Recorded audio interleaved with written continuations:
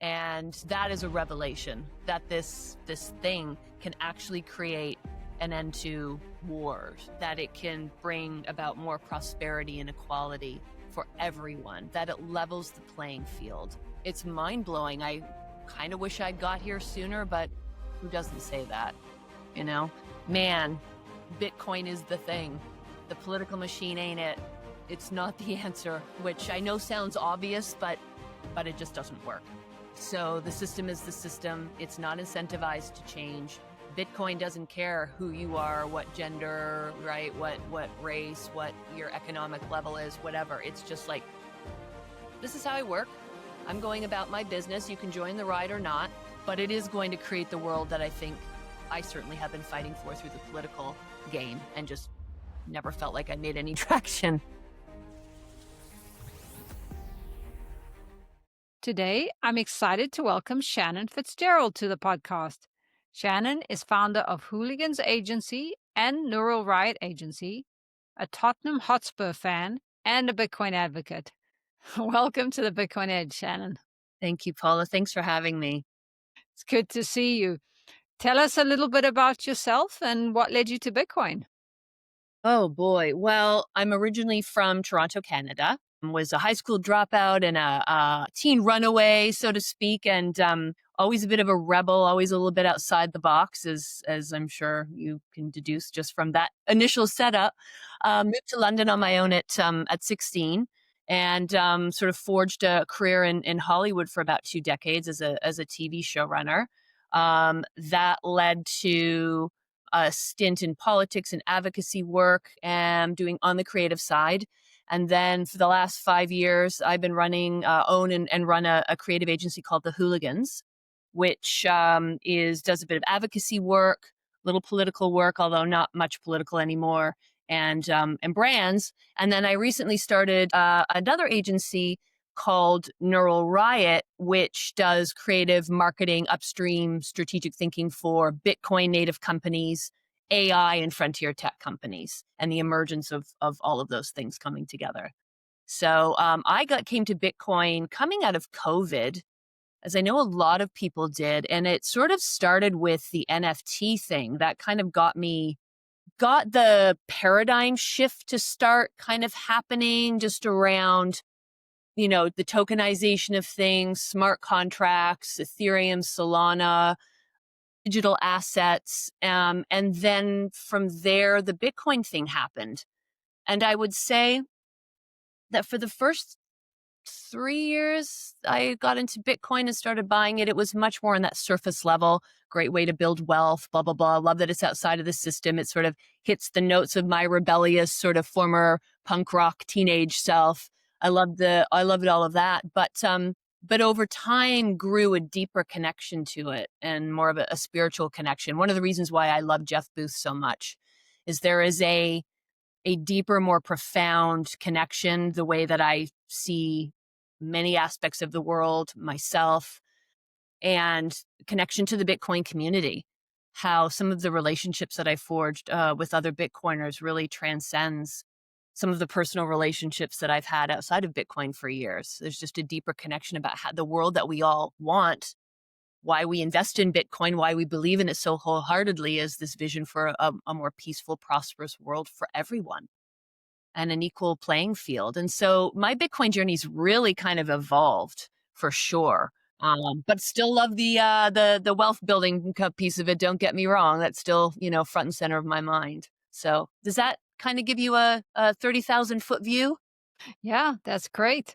There's a lot to go on there. I love that you love Jeff Booth. I often call my channel a Jeff Booth channel because I think his message is so unique and does, like you said, looks into the bigger, deeper meaning behind Bitcoin. And they often say number go up brings us here, but we stay for the revolution.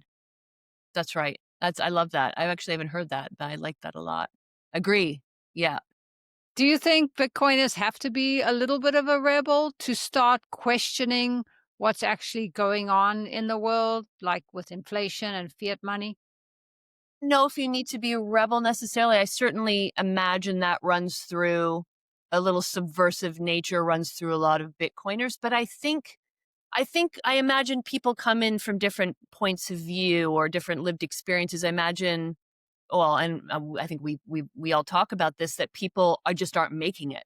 They're struggling. They're working 3 jobs, and why aren't I making it? And at some point, you just hit a wall, and you go, "There's got to be something else." And I think it's like you kind of hit rock bottom, and something has to change. And so you start to open up your perspective. You look for different information, and if that opening, if that crack is there, and someone articulates what Bitcoin is about and how it works, and you're willing to put in a bit of work, I think that's a great entry point. I think for other people, it's just they understand. Like I have a friend who understands the stock market. He understands how the system works and went, oh, yeah, this makes perfect sense to me logically as a store of value, as digital gold. That was a way in for him.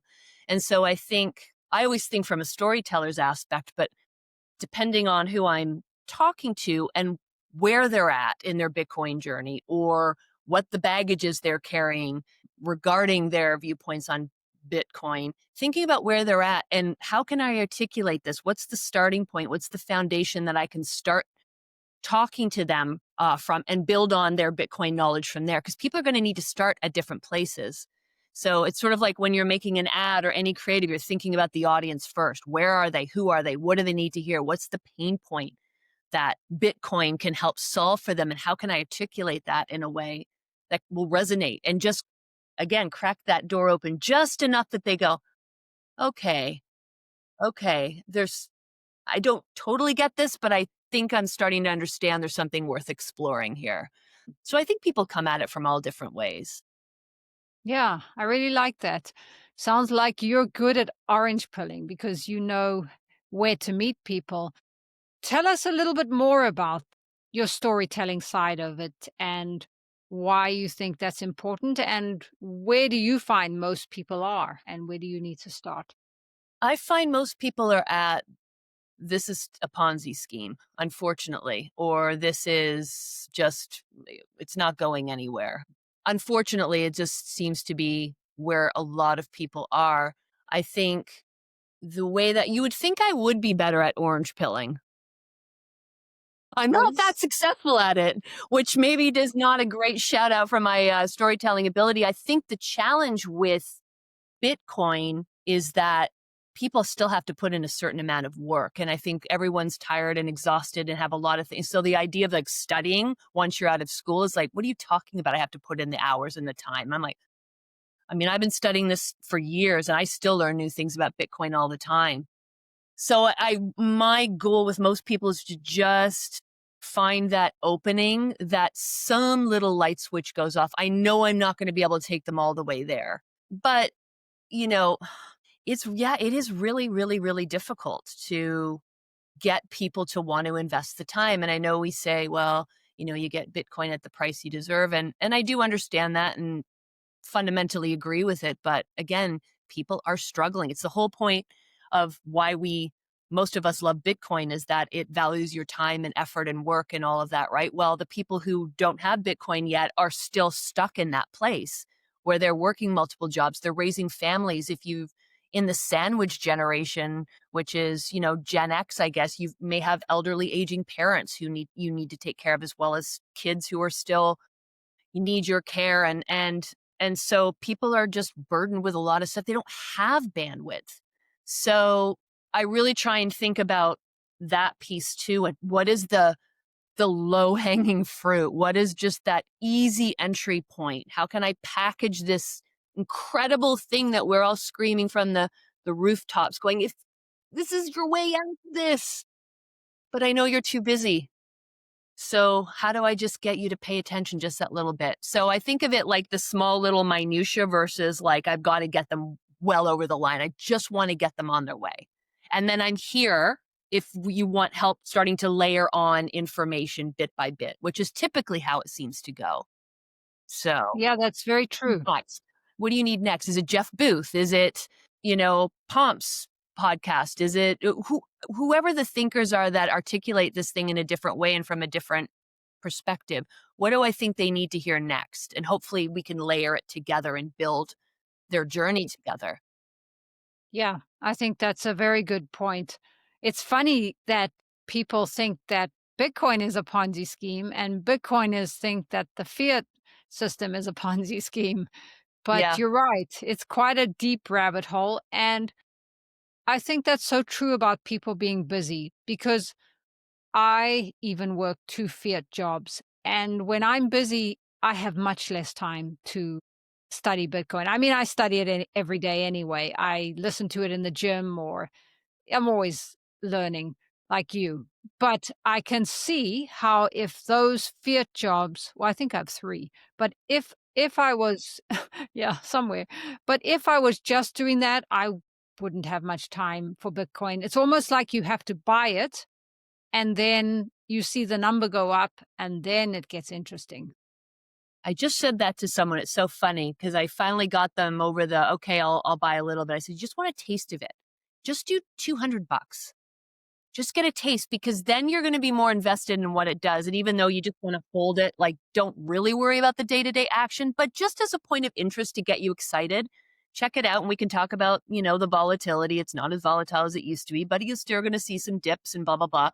I can talk you through that. Just hold on, but get a taste. That does seem to help people when you're going through the exercise of actually owning even just a little bit. You're more vested in its movements and in its trajectory. I totally agree. Yeah. So you did mention that price is important. Why do you think so? And how much do you focus on price? A little bit. I mean, I'm a long-term holder, so, I'm hoping I never have to sell it and that, and I can take out loans against it if that's the way that I need to go and hold on to it. But it's just interesting. It's fun when we hit all-time highs and it's a little dopamine rush and then I go back about my business. But it is fun and I think just watching it from the outside and listening to people's takes on it and learning about the fiat system on the whole and why I even know what quantitative easing is incredible to me. This high school dropout, all the things that I've learned about the system, I think is really intellectually stimulating and Bitcoin's place in that. And watching the different debates going on and how it's changing Wall Street and da da da da da. I think it's just really sort of fascinating to watch. But day to day price action doesn't mean anything if you're a long term holder. It's just kind of fun. And I don't care what anyone says. It's really fun when we reach all time highs. And also when it dips, because I'm like, what can I sell? I mean, like, I watch it closely for that reason. Even just recently when went down to what, 108, 109, 110, I've been buying more because I'm like, I'll save a few $1,000. It's probably never going to be this cheap again. So, but that's really the only reasons I kind of pay any attention to the day to day price action. Yeah, I agree. It is fun. The more I listen to Jeff, the more I realize we're pricing it in pieces of paper, fiat pieces of paper. And when it does go up in the long term anyway, it is because they're debasing the currencies and we're creating more M2 money supply. But still, that's why the deeper side of Bitcoin really matters. And you mentioned that. What kind of things have changed for you? It's really interesting coming from politics. I used to be I'm a recovering Democrat. I hate all the woke stuff. I was pretty moderate Democrat, but thinking that communicating through, political candidates or super PACs or outside groups, whatever the case may be, as a way to bring about a more fair and equitable world. I saw how the sausage is made. It's not good. It's very dysfunctional. Obviously there's a certain amount of I'm not going to say corruption. I didn't necessarily see corruption, but it's very dysfunctional. There are a lot of people who are self-serving and who put their financial gains and power ahead of what's actually good for the issues and the causes that they're supposedly fighting for. And that left me feeling very disgruntled with the whole political machine. So the reason I mention that is I think Bitcoin is actually the answer to a lot of the things that I was fighting for while still involved in the political machine. And that is a revelation that this piece of technology, this thing can actually create an end to wars, that it can bring about more prosperity and equality for everyone, that it levels the playing field. It's mind blowing. I kind of wish I'd got here sooner, but who doesn't say that? You know, I feel like in some, I never want to say I've wasted time because every experience brings lessons and it makes you who you are. So I don't regret being in the political game for 8 years. Man, Bitcoin is the thing. The political machine ain't it. It's not the answer, which I know sounds obvious, but I tried that route because those avenues opened up for me, and I thought my creative and strategic brain could really help bring about a stronger way to communicate some of the things that I really cared deeply about, but it just doesn't work. So the system is the system. It's not incentivized to change. Bitcoin doesn't care who you are, what gender, right? What race, what your economic level is, whatever. It's just like, this is how I work. I'm going about my business. You can join the ride or not, but it is going to create the world that I think I certainly have been fighting for through the political game and just never felt like I made any traction. Yeah, that makes a lot of sense. And, yes, it helps to have good regulation so that we can be self sovereign. But ultimately, neither side, no government is going to stop the debt based system. And like you said, TikTok next block, Bitcoin keeps going, whether governments ban it, whatever they do, it just helps to make it a little bit easier so that we can own it in the meantime. I mean, how many politicians, I can count them on one hand, have actually articulated the real problem? Fix the money, fix the world. I mean, this is why we go back to that same kind of core statement. And very, very, very, very few on either side ever actually or don't identify it strategically because they know that they can't answer it with any kind of policy or any kind of, right? Like you can't fix it in the system that you're in the political system. And so, unless you're willing to die on the sword for Bitcoin, and which most of them are not, as the sole solution, what are we left with? The same merry-go-round. And many of them, most of them, are benefiting heavily from that system.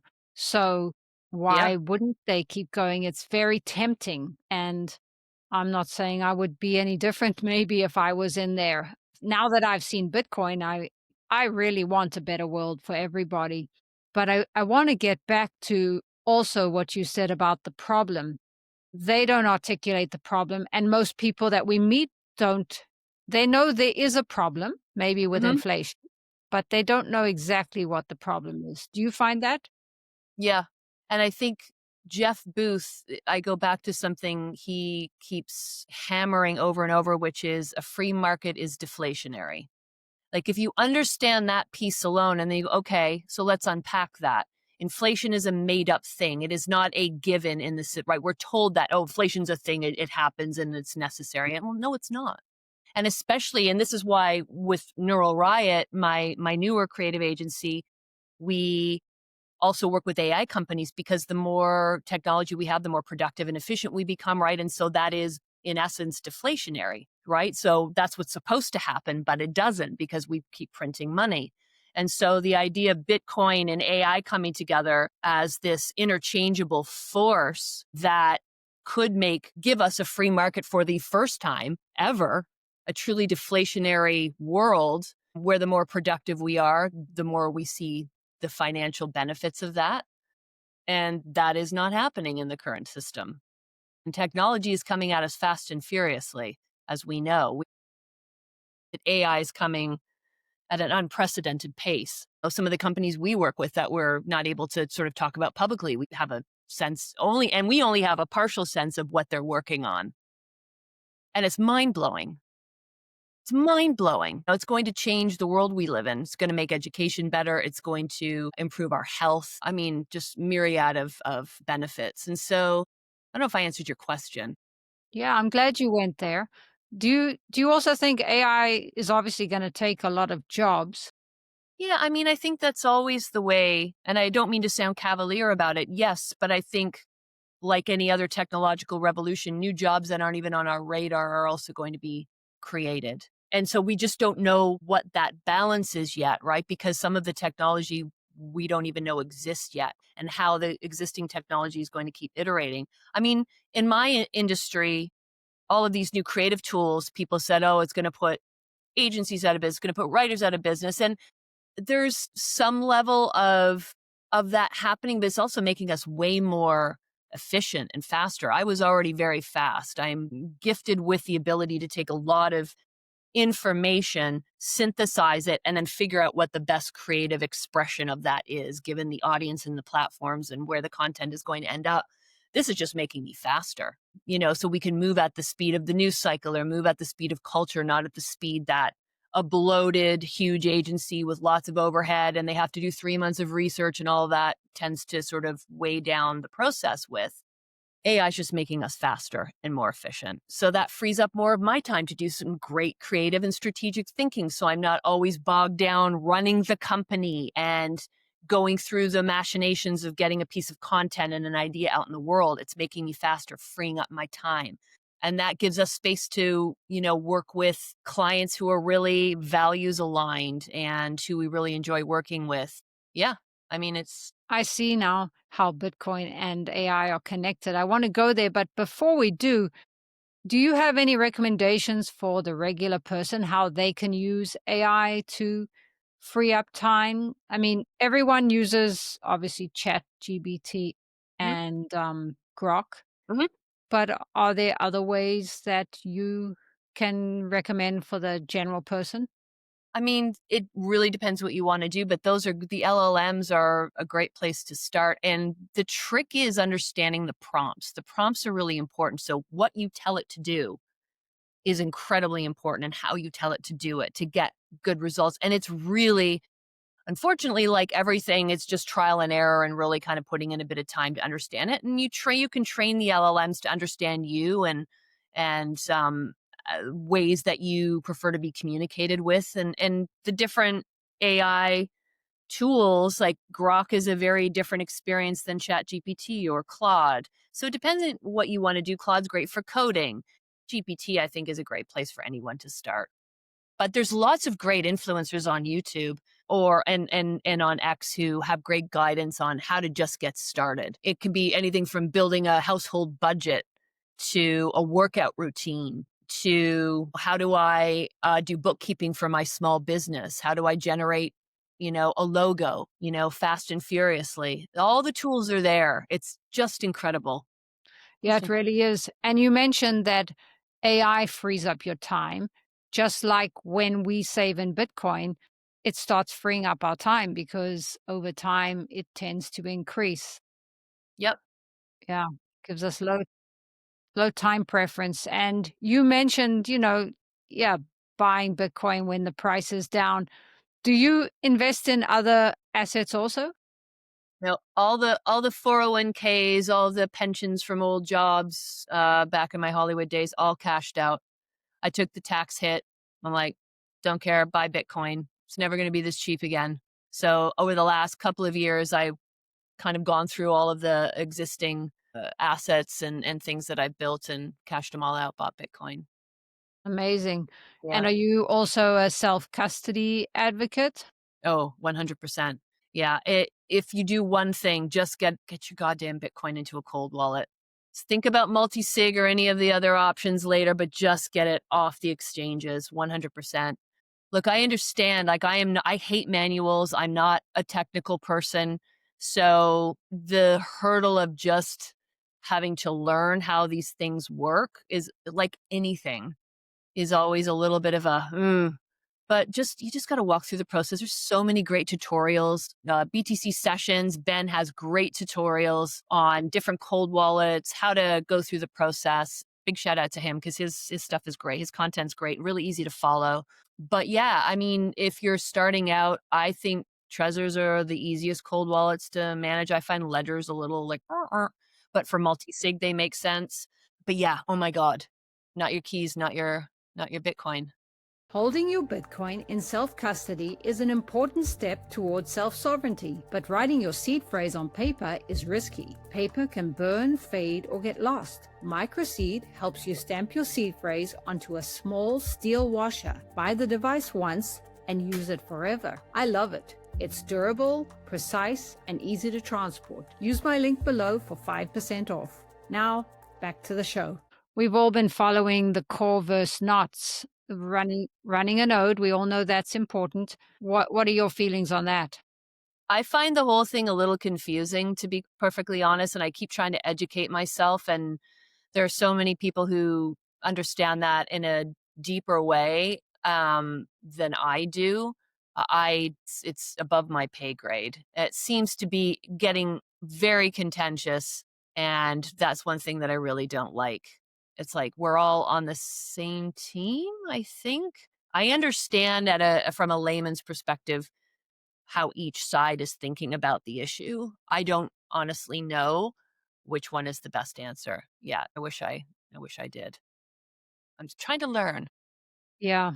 Yeah, I had Bob Burnett on, Mm, and he is a Bitcoin miner, and he explained it pretty well.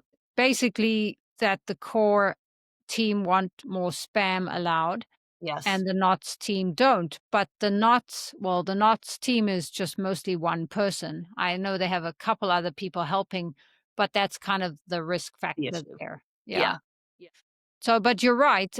At the end of the day, we're all Bitcoiners and we should be working together, having a conversation. But it almost seems like the money issue is coming in. That's the feeling I get. And then I just get that feeling of the corrupt fiat system again. I was gonna say it, people be peopling, right? Like it just that eventually rears its ugly head, and that's why I feel like whoever I talk to on different sides of the equation, I talk to them like, "Oh, that makes sense," but then I talk to someone over here like, "Oh, that makes sense." So then I feel like I'm being ping ponged between two different is spam, no spam, one person, a network. I'm like, I don't know. Do any of us really know? I don't know. I know that the core update 30 or whatever is supposed to be problematic, but I don't fully understand that. So I'm just like, I gotta get more educated, clearly. Yeah. Well, it's good to talk about. Yes. And exactly, we all have to get more educated on it. Did you understand money before you understood Bitcoin?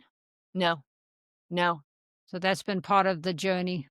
That's been the really fascinating thing. And I think it's often the place that I get people to start. Before you think about Bitcoin, understand the system and how it's rigged and broken and serve to benefit those closest to the money printer while the rest of us suffer. And I think that foundation was certainly a light switch for me. And it's, like I said, often the place I get people to start from. Let's start here. And what's that? A great animated thing. What's Yeah.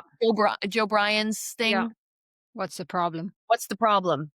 I've sent that, and amazing. I've sent it to several people, and yet I can't remember the name. That's a really great starting point to just start to get your head around it. I think it's incredible the communications psyops operation that we've all been living under for so long to have bought into. Oh, inflation's just it's a natural part of da, da, da, da, and like this and we don't look at what's really going on. And I think Bitcoin is just the great it's shining a light on something that's been right there in front of us the whole time. And it's staggering that I had no sense of any of this. I'm a relatively intelligent person, I'd like to think, and yet that's been a massive revelation for me. It's like, and that's why I go back to the political thing, going, God, if I had known this when I started in politics, I could have bypassed all of that because I would have understood at a much earlier stage that politics is not the answer. It's not going to fix the problem because most of them don't know that that's what the problem is. And if, like I said earlier, if they do, then they're certainly not going to put that into the light because they can't solve it, especially when their donors are banks. And so, yeah, Do you think they purposely don't teach us in the educational system what is money? it's a good question. I don't know.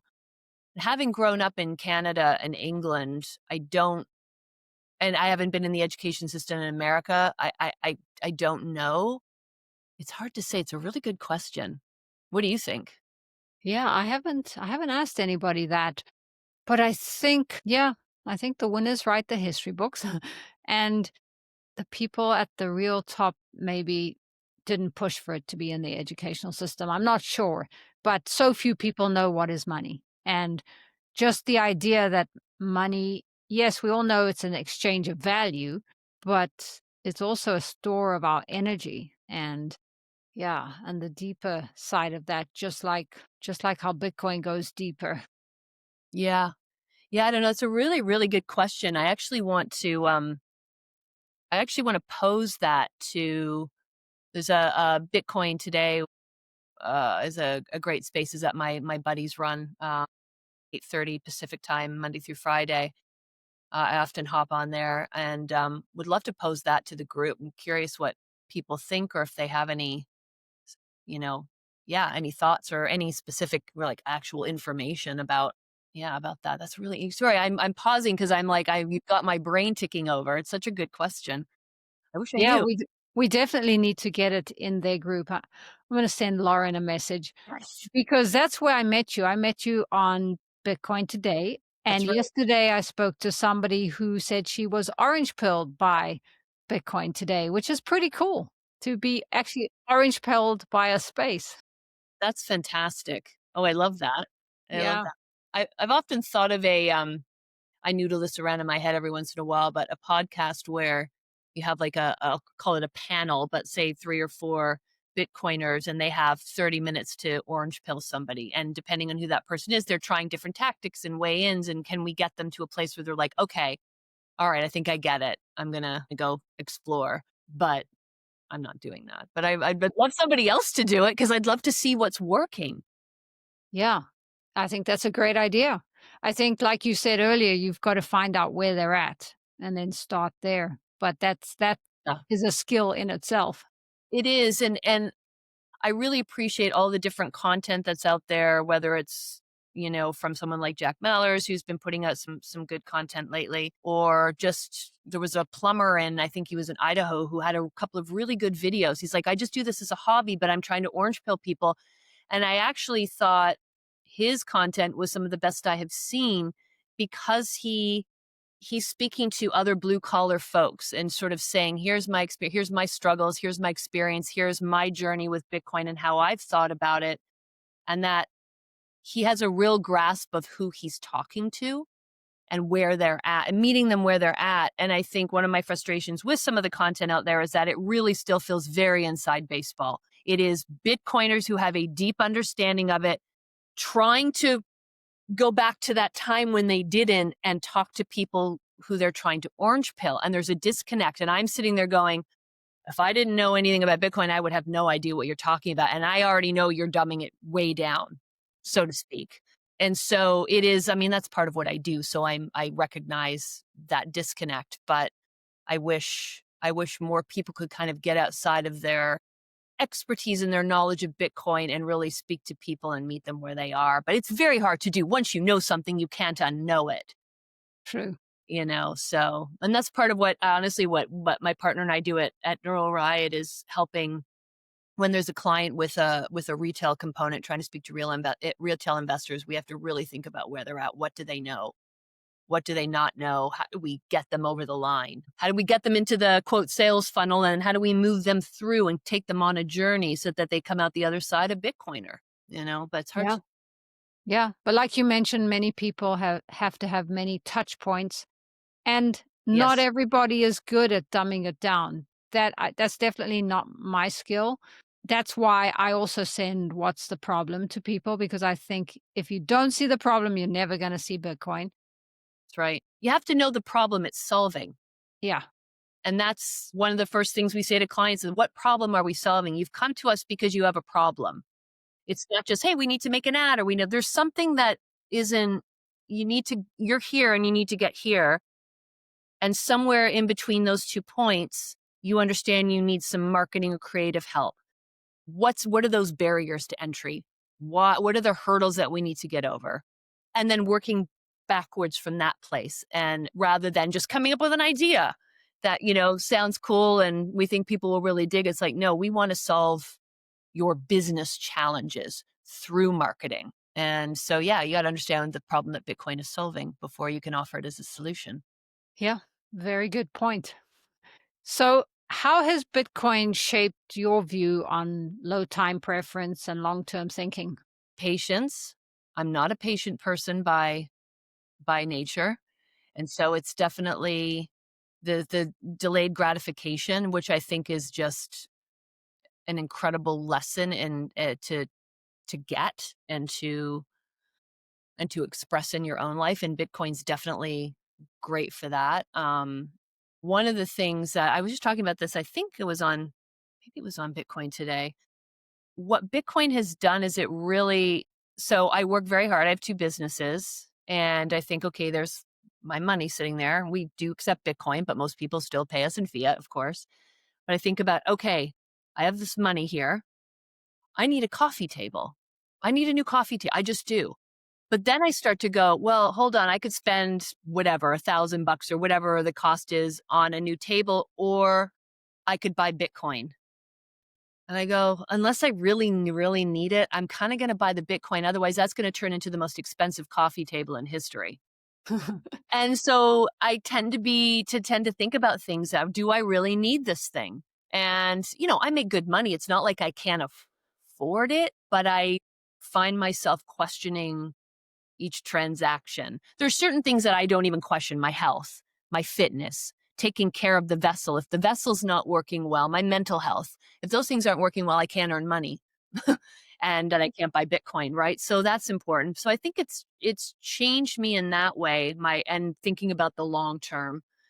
What was was it something else you asked? You asked about my long term thing, and there was something else you asked. I Yeah, apologize. low time preference. Oh, It's yeah, yeah, it's the same. yeah, yeah, yeah. Yeah, I really like what you said.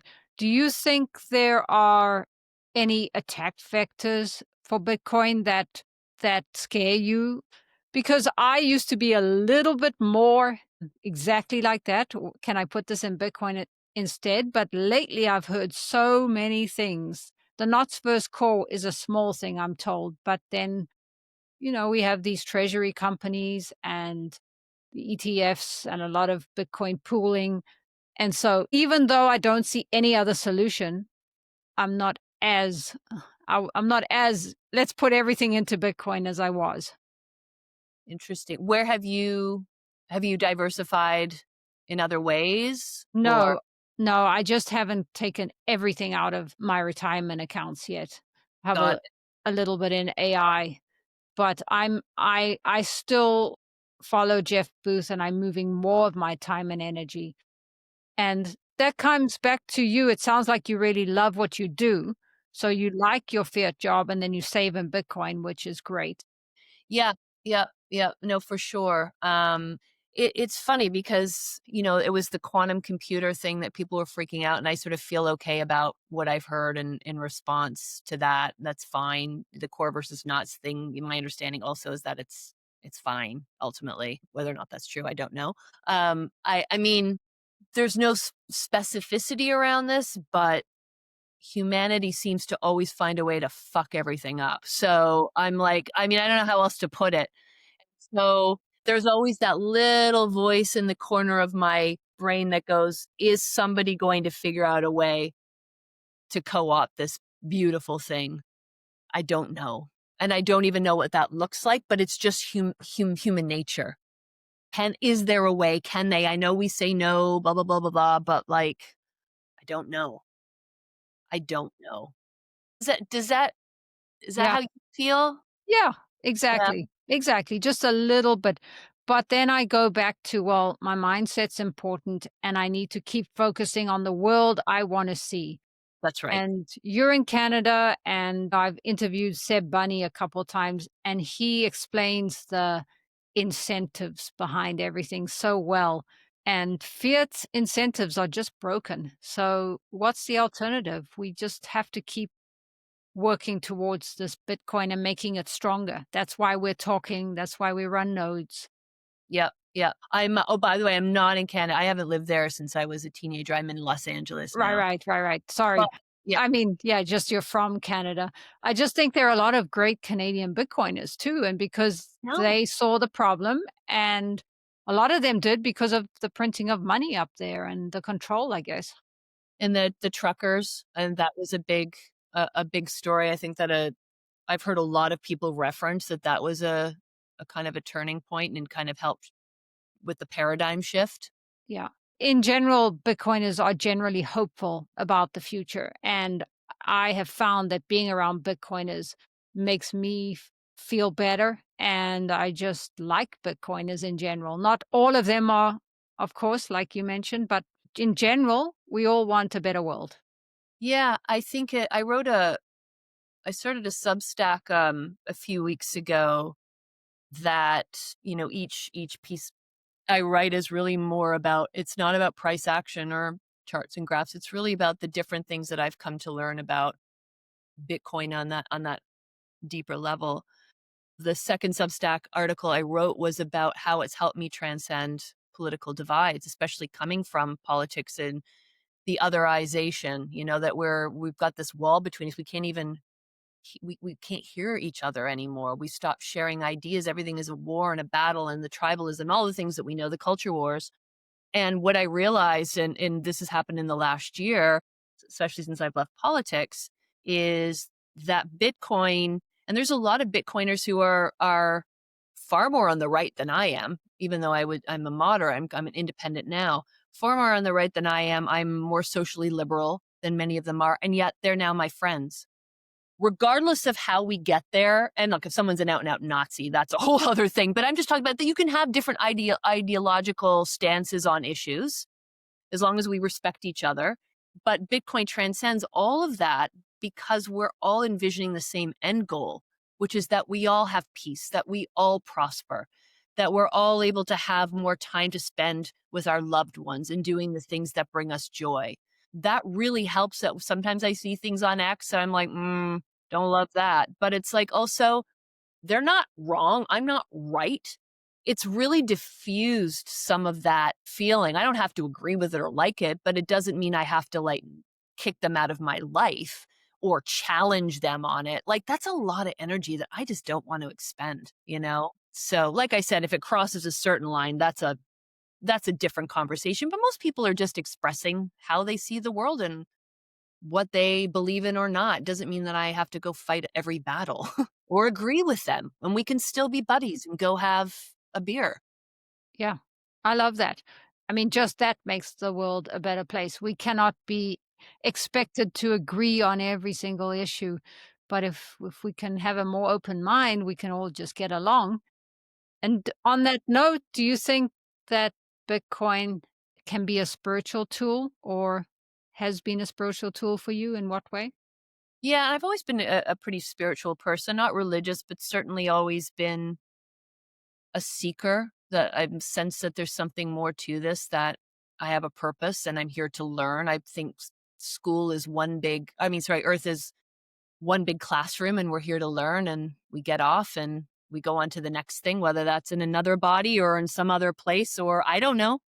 I don't know what happens, but I have a deeper sense that I have a purpose, and that one of those part of my purpose, I think, is to learn empathy and kindness. And because I think we can get into a very judgmental place in this planet.